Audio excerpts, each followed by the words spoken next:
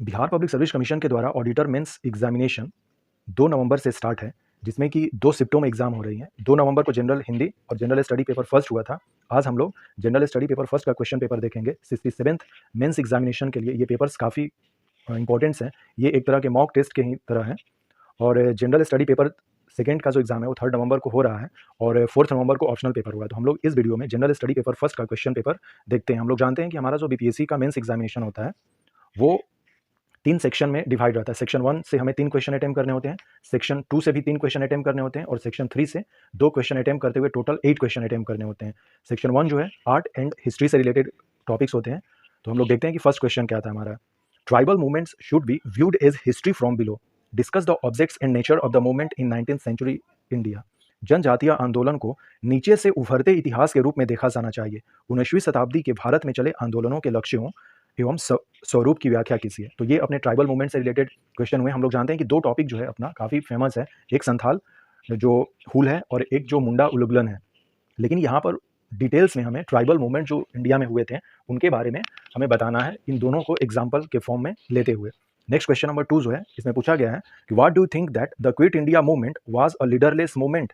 Throw light on the progress of this movement in Bihar. क्या आप समझते हैं कि भारत छोड़ो आंदोलन एक नेतृत्वहीन आंदोलन था? बिहार में इस आंदोलन की प्रगति पर प्रकाश डालिए। Next question number 3, analyse humanism in Rabindranath Tagore philosophy. Rabindranath Tagore के दर्शन में मानववाद का विश्लेषण कीजिए। मैंने क्विट इंडिया मूवमेंट पर जस्ट एक क्वेश्चन का आंसर डाला है, आप उसको देख सकते हैं, मैं डिस्क्रिप्शन में इसका लिंक दे दूंगा।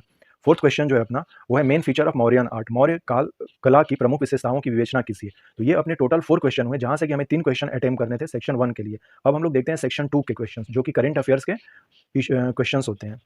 जनरली जो इंटरनेशनल रिलेशन से रिलेटेड क्वेश्चन है अपने सेक्शन 2 में आते हैं। तो फर्स्ट क्वेश्चन पूछा गया क्वेश्चन नंबर 5 में, what do you mean by Indo Pacific economic framework? How is it beneficial in developing economic cooperation in the region? हिंद प्रशांत आर्थिक फ्रेमवर्क से आपका क्या अभिप्राय है? यह किस प्रकार इस क्षेत्र में आर्थिक सहयोग विकसित करने में लाभकारी है?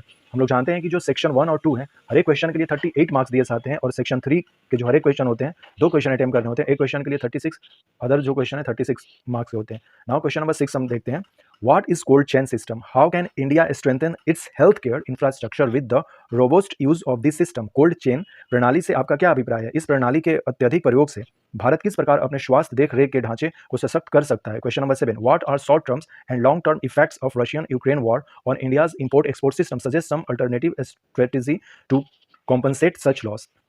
रूस यूक्रेन युद्ध के भारतीय आयात निर्यात व्यवस्था पर पड़ने वाले वर्तमान एवं दूरगामी प्रभावों का वर्णन कीजिए। इससे होने वाली हानि की क्षतिपूर्ति हेतु कुछ वैकल्पिक व्यवस्थाएं सुझाएं।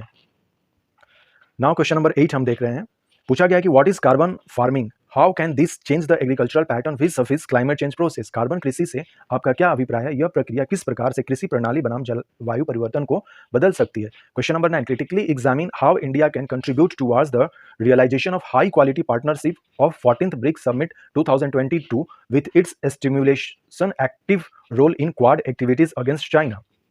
भारत 14वें ब्रिक्स सम्मेलन 2022 के उच्च स्तरीय साझेदारी कार्यान्वयन में किस प्रकार सहयोग दे सकता है, जबकि इसी समय चीन के विरुद्ध क्वाड की गतिविधियों में सक्रिय है? इसका आलोचनात्मक मूल्यांकन कीजिए। सेम यही काम एससीओ के साथ है, क्योंकि एससीओ भी मेंबर, इंडिया भी एससीओ का मेंबर है, जैसे कि ब्रिक्स का मेंबर है, और एक तरफ क्वाड है।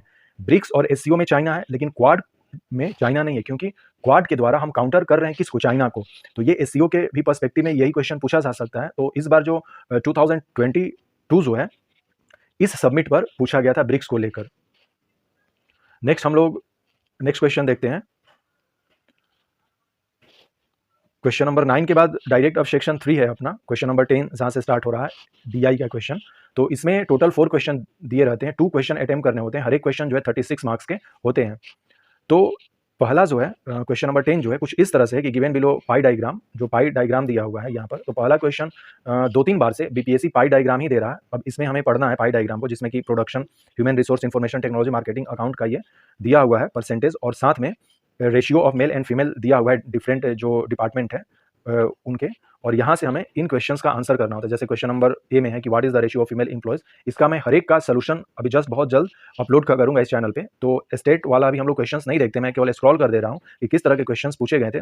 काफ़ी आसान पूछा गया है स्टेट का जो क्वेश्चन है। पहला क्वेश्चन पाई डायग्राम, दूसरा जो है बार डायग्राम।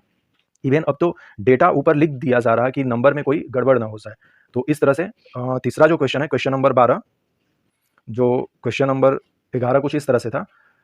सेम जो क्वेश्चन नंबर 12 है वो लाइन डायग्राम है, काफ़ी आसान है, इसमें भी डेटा लिखा गया है, तो ये टेबल बनाने में हमें आसान होता है। इस तरह से क्वेश्चन पूछे गए थे और क्वेश्चन नंबर 13 जो है फाइनली वो टेबल बेस्ड है, डेटा दिया हुआ है और हमें क्वेश्चंस करने हैं। ये जैसे कि इसमें क्वेश्चन दिए हैं, 4-4 क्वेश्चंस दिए हैं हर एक क्वेश्चन में, तो ये अपना ऑडिटर मेंस का जनरल स्टडी पेपर 1 का क्वेश्चन पेपर रहा।